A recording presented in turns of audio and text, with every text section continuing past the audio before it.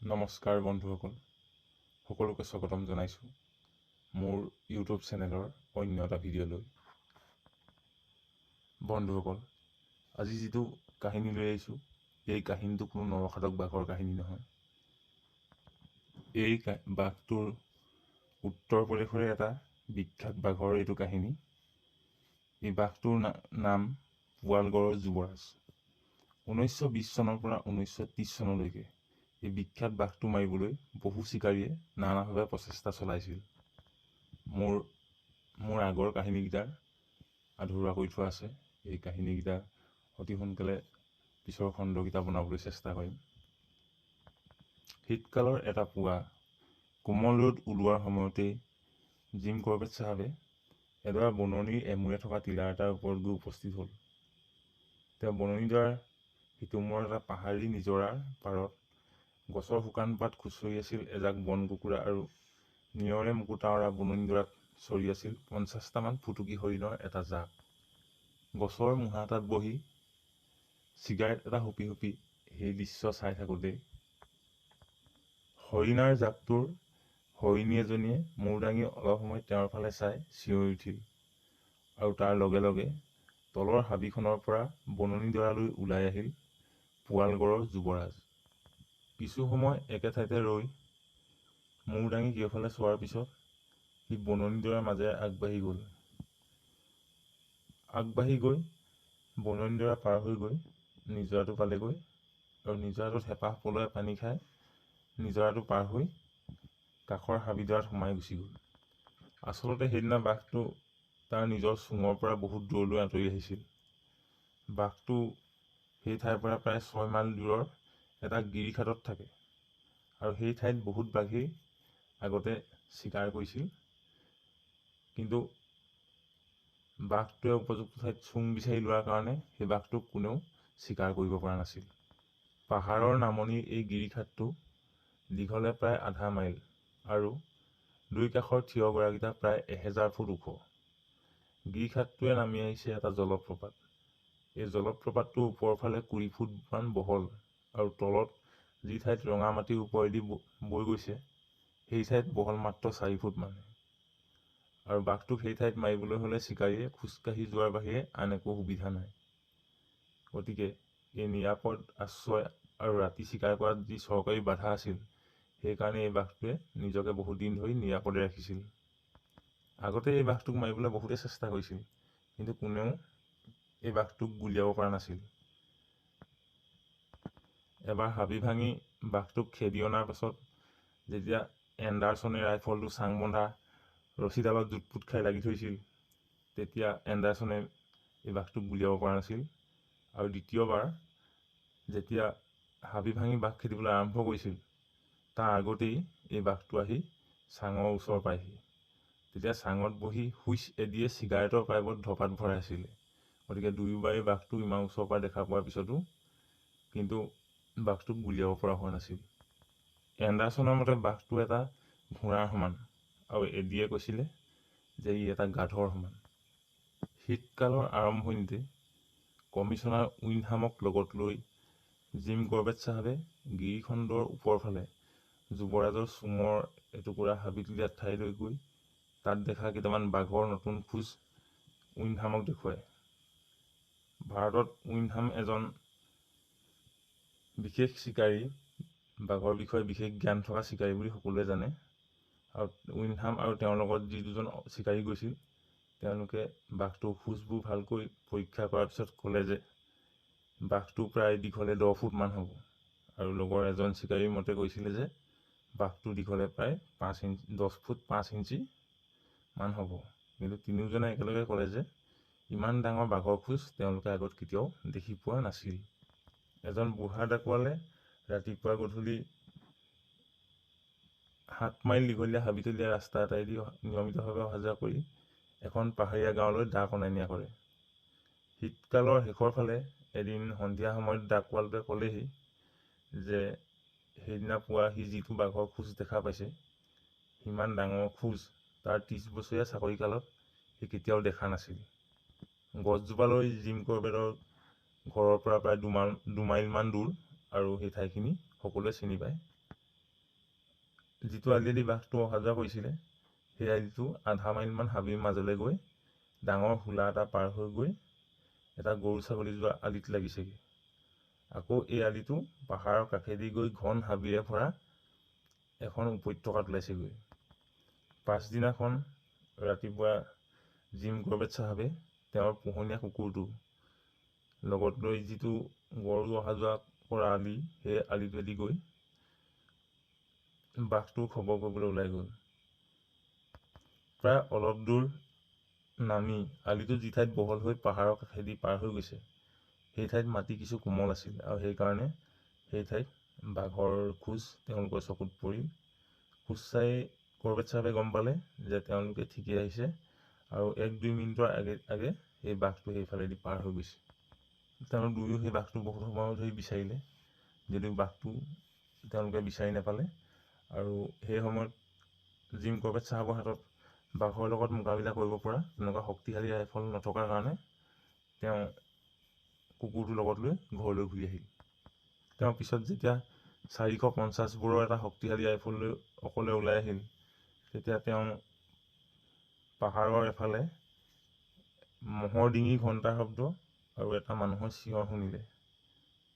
তেতিয়া Jim Corbett চাহাবে যিফালৰ পৰা চিঞৰটো আহিছে সেইফালে পাহাৰটোলৈ উঠি গৈ দেখিলে মানুহ এজনে গছত উঠি হাতৰ কোঠাৰখনৰ গদিয়ে এডাল শুকান ডালত খুব কোবাইছে আৰু চিঞৰিছে আৰু গছজোপাৰ তলত গোট খাইছে এজাক মহ। তেতিয়া মানুহজনে যেতিয়া জিম কৰবেট চাহাবক দেখিলে তেতিয়া চিঞৰি ক'লে যে উত্তৰ সমান এটা বাঘে বহুত সময়ৰ পৰা সিহঁতক আক্ৰমণ কৰিবলৈ বিচাৰিছে আৰু সেই সময়তে যদি তেওঁ আহি নোপোৱা হ'লে মহৰ জাকটো ৰক্ষা কৰা টানেই হ'লহেঁতেন।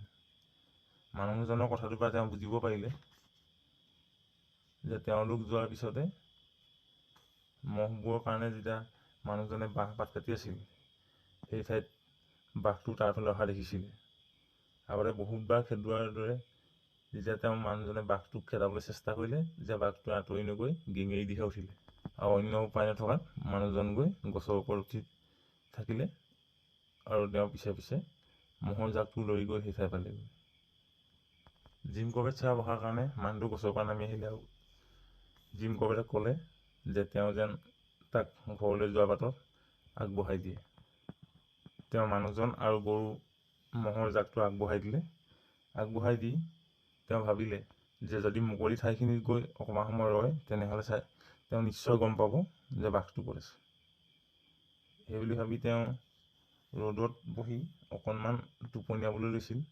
এনেকুৱাতে বাঘটো মাতটো শুনি সাৰ পালে আৰু মুকলি ঠাইখিনি আৰু পাহাৰটোৰ মাজত আধা মাইল বহল এডৰা অতি ঘন জোপোহা হাবি আছিল আৰু সেই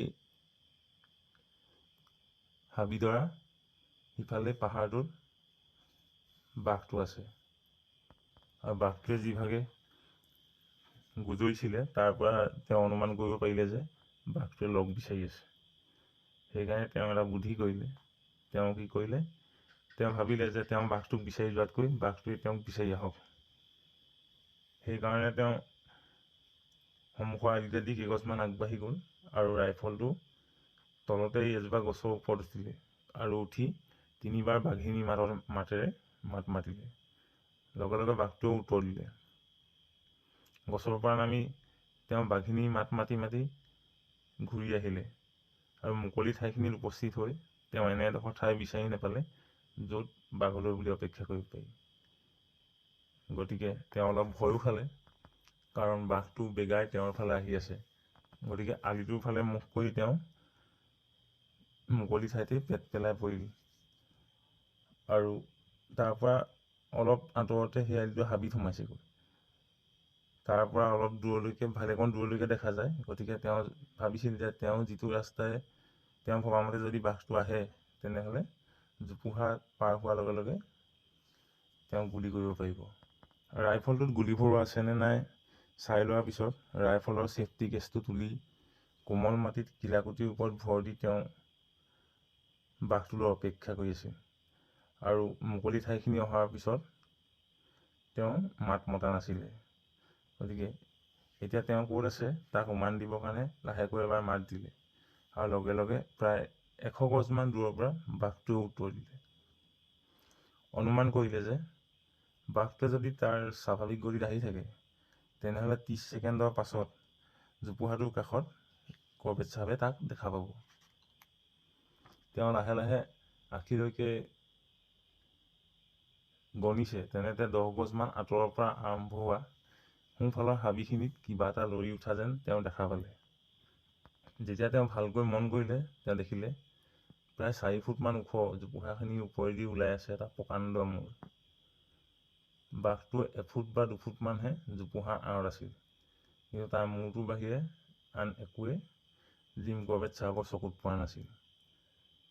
লাহে লাহে ৰাইফলৰ নলীটো ঘূৰাই নজৰ পোনাবলৈ গৈ তেওঁ দেখিলে যে বাঘটোৱে তেওঁৰ ফালে চাই থকা নাই।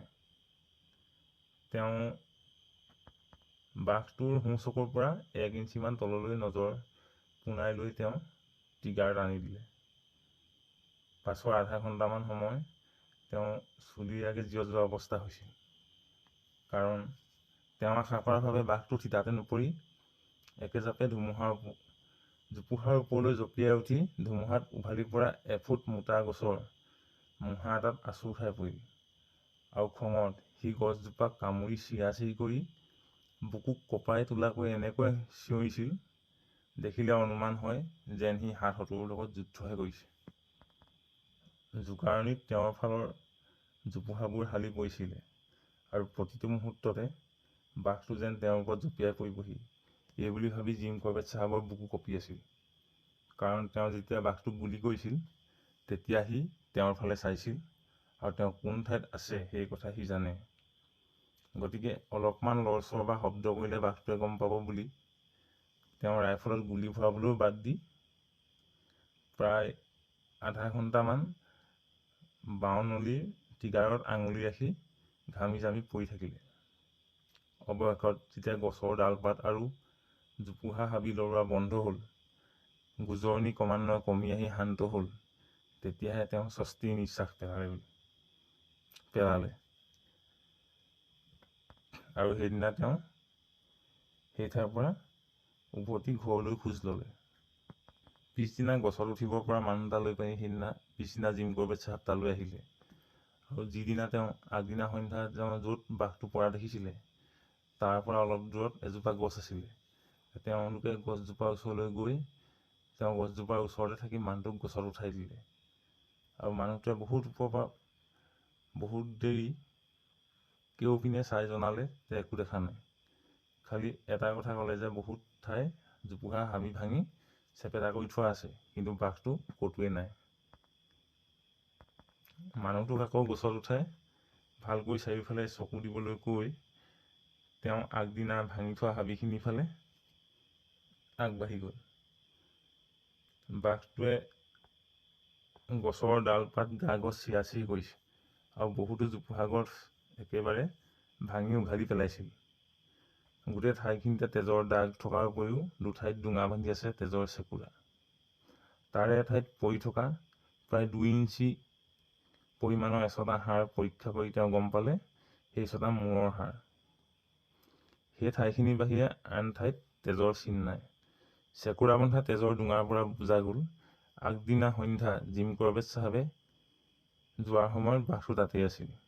গতিকে তেওঁ যি সতৰ্কতা অৱলম্বন কৰিছিল সেয়া যুক্তিসংগতে আছিল।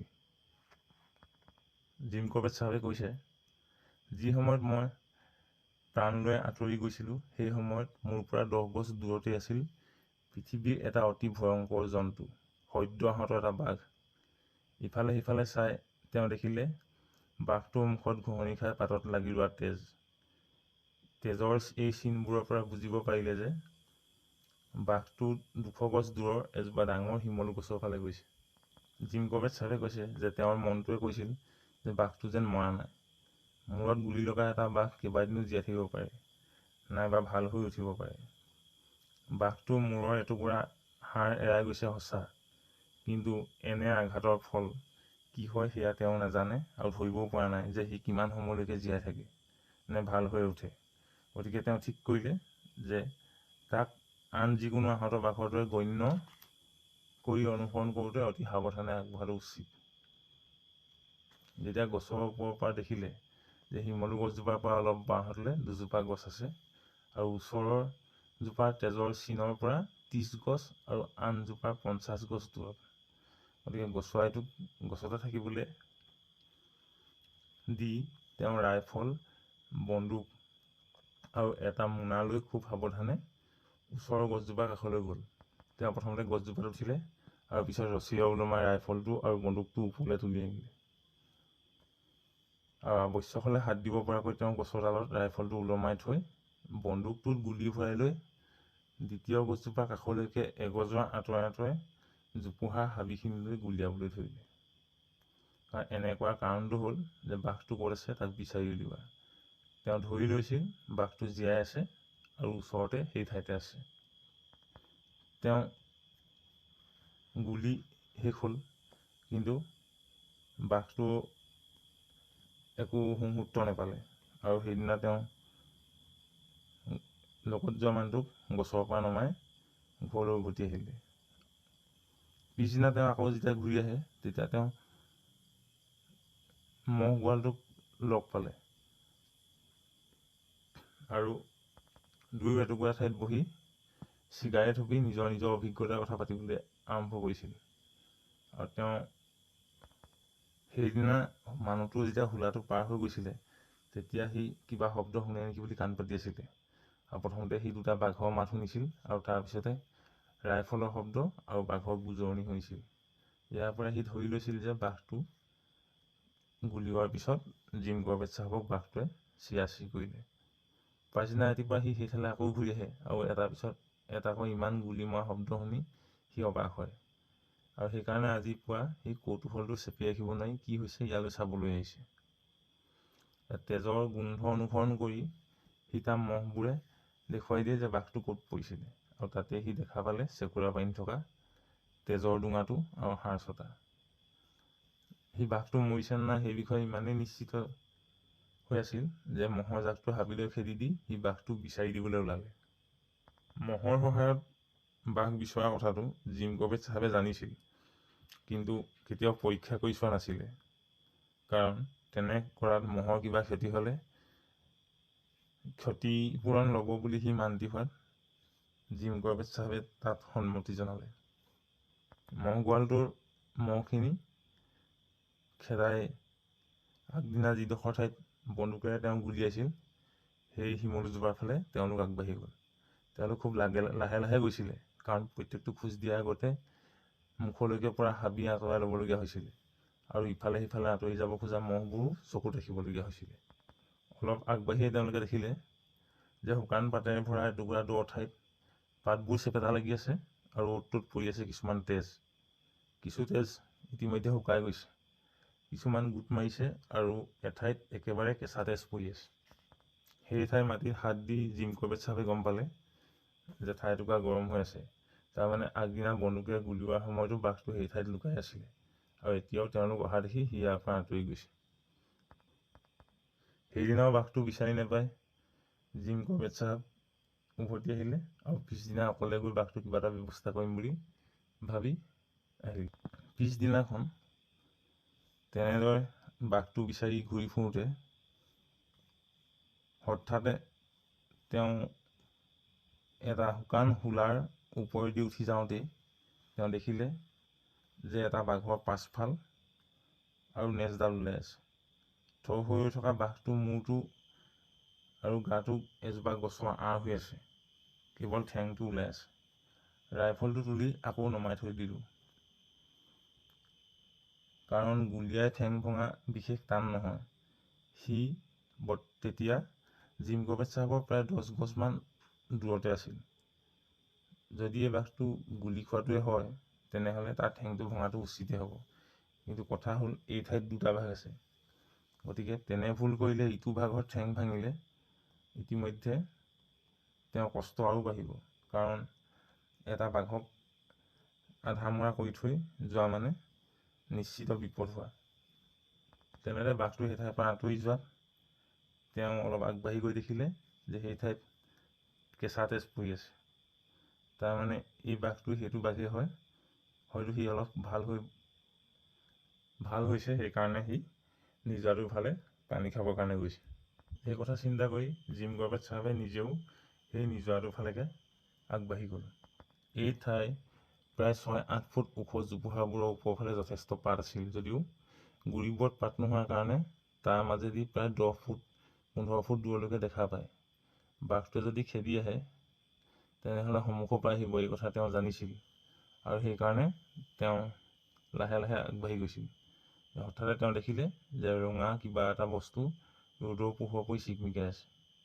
কিন্তু হাবিৰ মাজত ৰঙা বস্তুটো বাঘ নহয়, শুকান পাতৰ দৌমো হ'ব পাৰে। আৰু অকণমান সোঁফালে গৈ তেওঁ ভালকৈ চাবলৈ যাওঁতে দেখিলে একেবাৰে সন্মুখতে বাঘটো আছে। সি বহি তেওঁৰ ফালেই চাই আছে আৰু তাৰ গাত পোহৰ পৰি চিকমিকাই আছে। লগে লগে সি জিম কৰবেট চাহাবে তাৰ গাত 2টা গুলি মাৰিলে আৰু গুলি 2টা খাই সি কোনো শব্দ নকৰাকৈ সেই ঠাইতে বাগৰি পৰিলে।